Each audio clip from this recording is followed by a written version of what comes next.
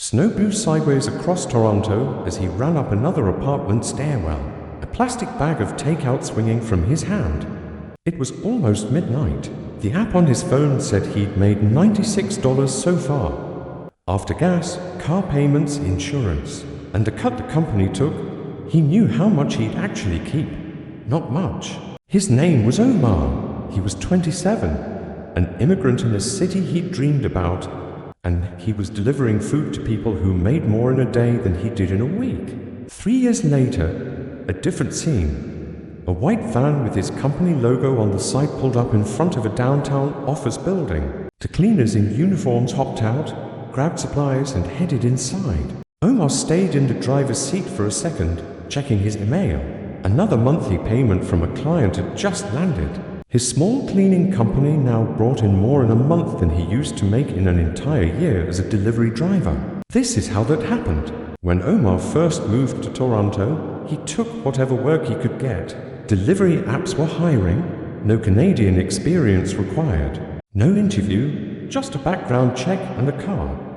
So he signed up for all of them. He rented a small basement apartment in Scarborough for $650 a month. Low ceiling. Tiny window, noisy boiler, but it was his. On paper, delivery work looked flexible. In reality, it was 10 to 12-hour days. Snow, rain, summer heat. Waiting outside condo lobbies, climbing stairs and getting parking tickets. Most weeks, after all expenses, he was left with maybe $2,000 a month. After rent, phone, insurance, and sending money home, his bank balance usually sat just above zero.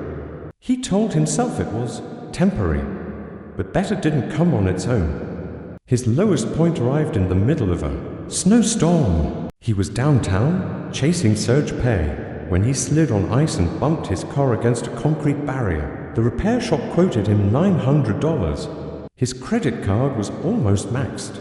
That same night, the delivery app sent him an automated warning for being late. One more incident, and he risked deactivation. He sat in his cold car and felt it hit him. He could drive every day, and still be one accident away from nothing. He wasn't building anything, he was just surviving. The idea for a cleaning business didn't come from a YouTube guru, it came from a doormat. Late one night, he saw a small sign in a high-rise hallway, professional cleaning completed by Brightway Cleaning. He started noticing those signs everywhere. In condo lobbies, in office elevators, on the doors of small clinics. Somebody was getting paid month after month to keep these places clean. He found a quote online that stuck with him. As long as people have buildings, someone has to clean them. It sounded almost basic, but basic was exactly what he needed. He made a quiet decision. He would use deliveries to keep the bills paid, while slowly building his own cleaning company on the side. He went to a discount store and bought a vacuum, microfiber cloths, all-purpose cleaner, and a basic mop and bucket. Then he posted a simple ad on Kijiji and Facebook Marketplace, apartment and condo cleaning, reliable, affordable, East Toronto. For the first few weeks, nothing. Then, a message came from a young couple. He undercharged. The work took longer than he thought. But when he left, the place was spotless. They handed him cash and said the words that mattered. "We'll call you again." That first job changed something. With deliveries, a good night disappeared by morning. With cleaning, he could build regular clients. For a year, he lived a double life, daytime, deliveries, late evenings and weekends, cleaning. He made mistakes. He learned how to quote, how to schedule, and what supplies to use. As his word of mouth grew, so did his income. He gave his company a name, made a basic website, and claimed his Google business profile for reviews. Soon, he started saying no to delivery blocks to make space for better paying cleaning jobs. By year 3, he had registered his business, gotten liability insurance, and printed simple uniforms. Then came the first real leap. A small medical clinic gave him a trial contract to clean 3 nights a week.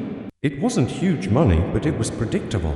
Once he had one commercial client, it became easier to get another. A law office, a co-working space, an urban host. Soon, He couldn't do it all alone. He hired a part-time helper, then a second. He trained them side by side. He bought an old white van and put his company name on it, making his business visible.